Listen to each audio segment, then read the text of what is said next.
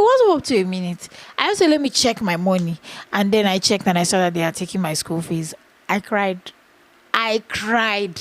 And while I was there crying, my auntie that works in the bank, just she was walking out to come and tell me that my dad said I should pay in the money into the bank. I shouldn't bring it home.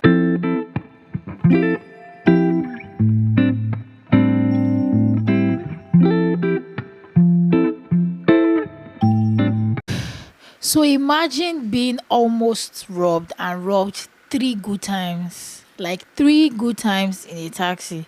So guys, today I'm going to be sharing with you my experience as somebody who like uses a lot of a long vehicle, and some experiences I've had like using them as well. Honestly, they've not even been funny experiences at all. Hi guys, my name is Chimdima. If you're new here, you're welcome to Chimdima Oko's channel. If you're a returning subscriber, it's good to know you've come back to watch my content. So today, this is festive season and I felt like this is an amazing time to like share out this video.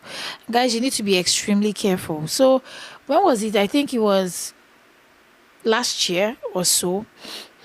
Sorry, I think last year October or so. I was going to work, and on my way, not for October, it was November.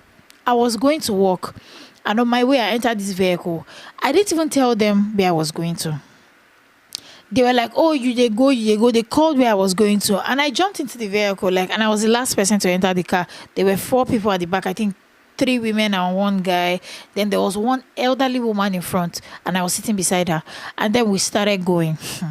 So it wasn't even too far. The distance was less than 30 seconds, and then the lady started saying that, oh, I should shift the seat. The lady at the back, shift the seat, shift the seat. It's not comfortable, shift the seat. And I'm like, shift the seat to where? Like, there's no space where we were. We are 2 in front. There's nowhere we can move this seat anymore. She was like, madam, shift the seat, shift the seat. I was like, I was busy trying to shift the seat. And while I was shifting the seat, the elderly woman by my side actually opened my bag and removed my phone, and she transferred my phone to the driver. So by the time they now left me in the seats that I've been shifting since. All of a sudden, they now said they were okay. As I just sat down, I don't know, I just felt like something was off, and I looked at my bag. My bag was not properly zipped, and what was remaining to zip the bag was actually really small. I promise you, it was really small. And I just opened my bag and I looked inside it, and my phone was not there. I told the lady, I said, ma, please give me my phone. And then she goes, my daughter, how mama go steal your phone? Why will you say that to mommy? Mama, I said, you're not my mother. Please, ma, give me my phone. I kept on insisting, please give my phone, give my phone. And then next thing, the driver just goes, I beg, collect your phone. And that's how the driver gave me my phone. They opened the vehicle and they pushed me out of the car. Thank God I was not injured or anything, but I don't know the word to use. I was shaking. Like, the audacity that I have to be asking for my phone when they had robbed me, I don't even know where it came from. But who will lose a phone, like, at that point of their life? Festive season, you want to cause pain for somebody. I said, Maggie, even with the way I was telling her, I said, Ma, give me my phone. I don't even know. And then she gave it to me and she pushed me out of the vehicle. And they pushed me out of the vehicle and they zoomed off. When I even came out, I was shaking. As soon as I came out, I called my dad, because if I call my mom, she may even faint with me. So I had to call my father to just tell him what had happened. And he was asking me if I was fine. There was a man that saw me, and the man was coming out from the bush. I thought he was one of them. I was scared, so I didn't even want to like speak to him. I was like, oh, you're fine, don't worry, I don't want to harm you. He was I just told you, I was not telling him that these people were one chance. He now told me that he was robbed at that same location. Now, if you're in Abuja, this thing happened around the vehicle was coming from Bega. Me, I was standing in front of Finance Junction. So imagine going that way, and then that was actually when it happened. And then going towards, as if you're going towards Lube axis. That was when it happened. And then I was not like, so the distance before where this thing happened was between Wuye Junction and like Wuye Bridge. That's how short it was. So the guy was telling me that he had come there because he had also been robbed a few weeks back. He parked his car there and was making a phone call. Somebody came out from that bush and came out from the bush, and the person snatched his phone. So he jumped out of the car to like rush the people and collect the phone from them. These people, one other person came out from nowhere, they brushed him and he fell. So while he was on the floor, he was able to stand up and kind of, he was trying to fight with them. And then one of them stabbed him. And that was how he left the phone. And then he was now just sharing how he told me that he comes there every morning with a knife. He showed me the knife. That he knows the guy's face that snapped him. He remembers his face. So when he's driving, he'll park his car in front, come back with the knife and go around that area. Because he has there's a little like bush there or something. He'll go around that area, go inside and check. I told him, don't you even, I was even now like, are you not risking your life? He was like, that he promised himself that he will injure that boy back unless the boy no longer stays in that area. And that's how they left with his phone and they also stabbed him. That was my own first experience. Another experience I had was I was going to pay my school fees when I was in uni, and I think that was the first time I ever heard the word one chance. I was sitting in a vehicle and the same format. They were busy saying, Madam, this was my first experience, so I didn't even know about it. Madam, the door is not closed. Well, close your door, close your door. First of all, I had gone to pay my school fees. The bank network was bad. I moved to another branch from where school was to another branch that was in a different location.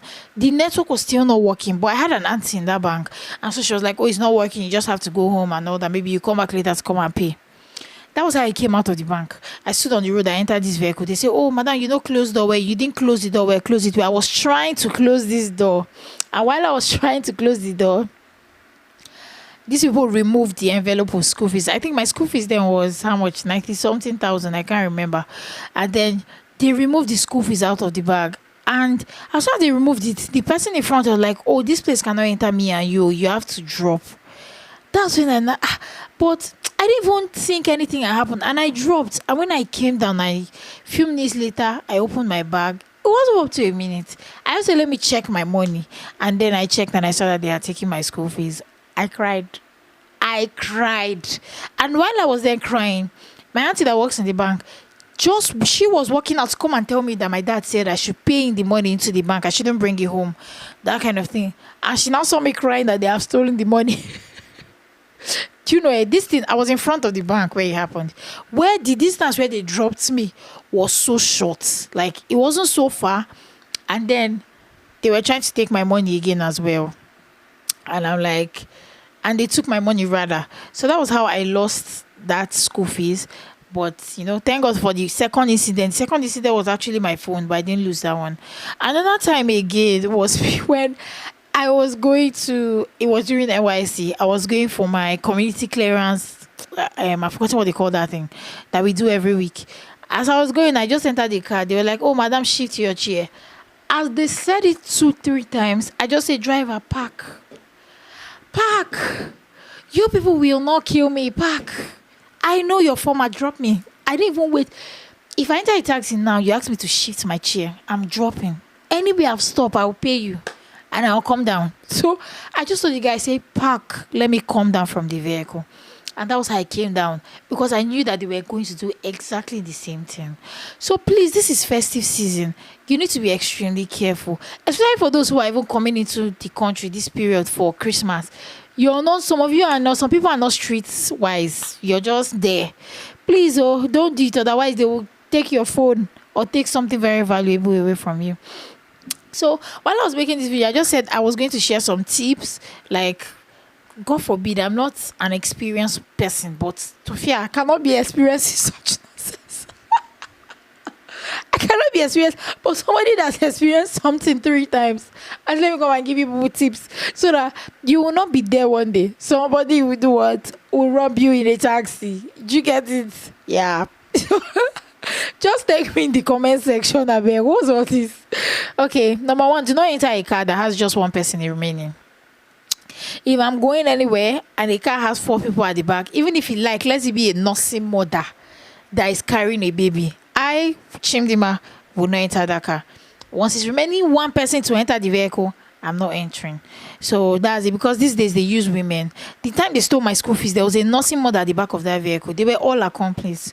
The time they stole my phone, it was an elderly woman that was in front, but thank God I was able to recover my phone because they didn't take it eventually. So that's number 1. Try and enter cars in the park if you can, honestly, instead of roadside vehicles. If you're going somewhere and there's a park around there, just enter the vehicle. Even people that are traveling, People that are traveling with along, ha, God. Interstate travel now. Oh. Interstate travel with along. Emma Bin, why? Why are you doing like that? Eh? Please, if you must enter, enter the likes of GIG, GUO, ABC, and all those ones. At least they are registered vehicles. You know that nobody can rob you in the car and all of that. Follow your intuition. As crazy as this may sound, sometimes when things like this are about to happen, you feel it. I tell you, you feel it, like you just know something is off. So just calm down of the, it won't cost you anything. Ah, yes, you pay extra transport, but you're safe. Don't wait to know whether it's going to happen or not before you get down from the car. Yeah. Another one, if you're going somewhere, and you did not tell the driver where you're going to, and the driver is asking you, madam, where? Your answer is what? Nowhere. That's the truth. Nowhere. Because unless the driver is calling out where he's going, then I can enter. But I will not be the one to tell you where I'm going to. Most times in Abuja, they use hands to like show direction. So for example, if the driver's hand is out and he's doing like this, it means he's going to area 1. If he's doing like sometimes they are doing like this, maybe they are going to Bega, or they are going to Zuba, or they are going to Wuse, or they are going to Gwarimpa. Or they are going to somewhere. So they usually use their hands to show. So it's either you're showing that hand, all of us that are waiting for the vehicle can see you're going to one direction, or you're calling out where you're going to. But if it's for me to tell you where I'm going to, no way. And I think you should do that as well. If you can take Uber every time, by all means. It's a bit safer, not 100%, because these days now Uber is doing a lot of rubbish. Uber, Bolt, InDrive, and the rest. So if you can take Bolt anywhere you're going to, Uber and all of that, by all means do. But please, if you enter an Uber, I personally, whenever I do, especially at night, I prefer the window to be down. If I have to use an Uber, I know AC is important. You don't want to sweat. If it's during the day, maybe. But at night, I prefer the window to be down so I can be seen outside though. So if you want to drag me, I can put my hand outside and I'll open the door. Another thing, if you enter a car and all the locks of the vehicle, they are not there. They've removed the locks. Drop. My dear, please just drop. There is no need, please. Whether or not they are genuine, you don't want to know. Just drop so that you can be safe. Yeah, and share your location with your loved ones, please. Try to share your location with your loved ones so that you too, you can be safe. I hope you enjoyed this video. I mean, it's just a sister making sure that my fellow people are safe. Yeah. So please, if you see this video, do well to share it to your loved ones this Christmas. Nobody should lose any of their properties. Nobody should lose anything that they possess to all these people. And above all, God will keep protecting us. Like you pray and ask God for protection. We trust that He's going to do that. I hope you enjoyed this video. If you did, please like, please share, please subscribe, please tell your friends about my videos. Tell them to like, tell them to comment. If you're my friend, some of all these my friends, you watch my video, you not come on WhatsApp and tell me, Chidima, your video is nice. Please don't do it this time. That Chidima, your video is nice, you want to tell me on WhatsApp, come and tell me here, please. Thanks. And I'll see you guys in my next video. Bye.